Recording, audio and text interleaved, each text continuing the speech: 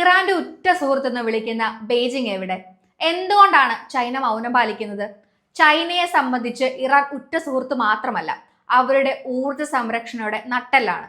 എന്നാൽ സമാധാനപരമായ ചർച്ചയിലൂടെ പ്രശ്നം പരിഹരിക്കാമെന്ന് മാത്രമാണ് ഇറാനെ അമേരിക്കയും ഇസ്രയേലും ചേർന്ന് ആക്രമിച്ചപ്പോൾ പ്രതികരിച്ചത്. അപ്പോൾ ചൈന എവിടെ പോയി? എന്തുകൊണ്ടാവാം തന്ത്രപരമായി അവർ മാറി നിൽക്കുന്നത്? പുതിയ പീസ് മേക്കർ പദവിയിലേക്ക് എത്താനുള്ള നീക്കമാണോ ചൈന നടത്തുന്നത്? പരിശോധിക്കാം. 2026 ഫെബ്രുവരി 28 പശ്ചിമേഷ്യയുടെ രാഷ്ട്രീയ ഭൂപടം തന്നെ മാറ്റിവരയ്ക്കാവുന്ന ഒരു ആക്രമണത്തിന് ലോകം സാക്ഷി വഹിച്ചു. അമേരിക്കയും ഇസ്രയേലും സംയുക്തമായി ഇറാനെതിരെ ഒരു വൻപൻ സൈനിക നടപടി ആരംഭിച്ചു. ഇസ്രയേലിന്റെ റോറിംഗ് ലയൺ, അമേരിക്കയുടെ ഓപ്പറേഷൻ എപ്പിക് ഫ്യൂരി, ടെഹ്റാനും അസ്ഫഹാനും ഉൾപ്പെടെയുള്ള ഇറാന്റെ തന്ത്രപ്രധാനമായ സൈനിക ആണവ കേന്ദ്രങ്ങൾ മിസൈൽ വർഷത്തിൽ തകർന്നു വീണു. മേഖല ആകെ ഒരു വൻ യുദ്ധത്തിന്റെ വക്കീലായി. അമേരിക്കൻ താവളങ്ങൾക്കും സഖ്യകക്ഷികൾക്കും നേരെ ഇറാന്റെ മിസൈലുകൾ പറന്നുയർന്നു. ഈ സമയത്ത് ലോകം മുഴുവൻ ഉറ്റുനോക്കിയത് ചൈനയായിരുന്നു. ഇറാന്റെ എണ്ണ കയറ്റുമതിയുടെ 80% വാങ്ങുന്നത് ചൈനയാണ്. 2025 മാത്രം പ്രതിദിനം 1.38 ദശലക്ഷം ബാരൽ എണ്ണയാണ് ഇറാൻ നൽകിയത്. പക്ഷേ യുദ്ധം വരുമെന്ന് ചൈന നേരത്തെ മുൻകൂട്ടി കണ്ടിരുന്നു. റഷ്യയിൽ നിന്നും സൗദിയിൽ നിന്നും എണ്ണ ഇറക്കുമതി വർദ്ധിപ്പിച്ച് അവർ നേരത്തെ തന്നെ പ്ലാൻ ബി തയ്യാറാക്കി. ഹോർമൂസ് കടലെടുക്ക് അടഞ്ഞാൽ എണ്ണ വില $130 കടക്കുമെന്നും അത് തങ്ങളുടെ സമ്പദ് വ്യവസ്ഥയെ തകർക്കുമെന്നും ചൈനയ്ക്കറിയാം.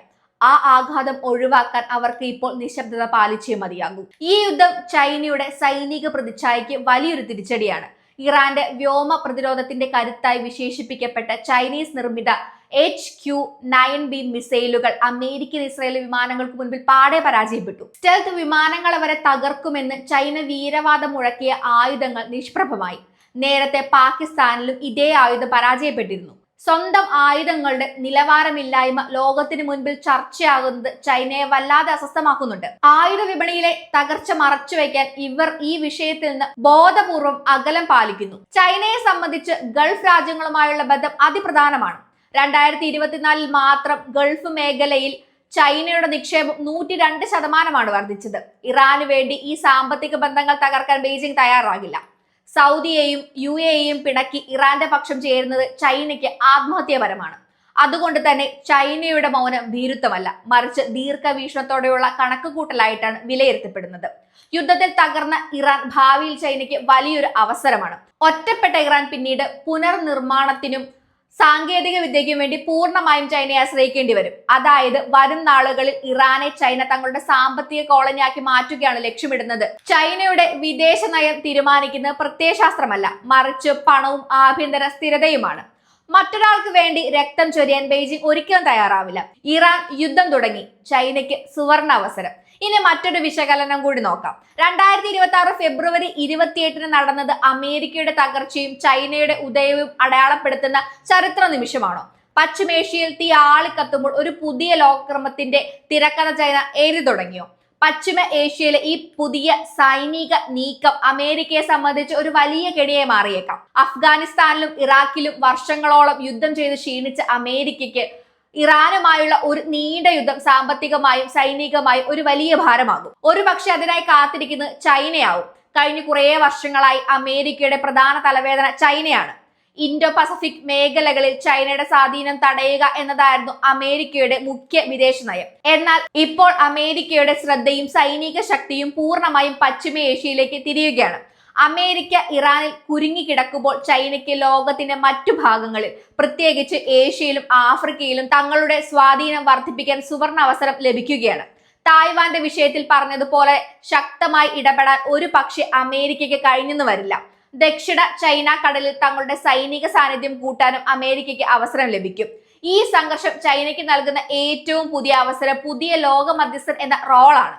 അമേരിക്കയും ഇസ്രയേലും അപകടകാരികളായി ചിത്രീകരിക്കപ്പെടുമ്പോൾ ചൈന സമാധാനത്തിന് വേണ്ടി വാദിക്കുന്നതായി ലോകത്തിന് മുൻപിൽ അവർ അവതരിപ്പിക്കുന്നു. അക്രമത്തെ അപലപിക്കാനും സൈനിക നടപടികൾ നിർത്തിവെച്ച് ചർച്ചകൾ പുനരാരംഭിക്കാനും ചൈന ആവശ്യപ്പെട്ടിരുന്നു. അന്താരാഷ്ട്ര നിയമങ്ങളുടെ ലംഘനമാണെന്ന നിലപാടും ചൈന പറയുന്നുണ്ട്. ഈ നിലപാട് ലോകരാജ്യങ്ങൾക്കിടയിൽ, പ്രത്യേകിച്ച് അമേരിക്കൻ വിരുദ്ധ ചേരിയിൽ ചൈനയുടെ ഇമേജ് വർദ്ധിപ്പിക്കും. ഓർത്തു നോക്കുക, 2023 ഇറാനും സൗദി അറേബ്യയും തമ്മിലുള്ള നയതന്ത്ര ബന്ധം പുനഃസ്ഥാപിക്കാൻ മധ്യസ്ഥ വഹിച്ചത് ചൈനയായിരുന്നു.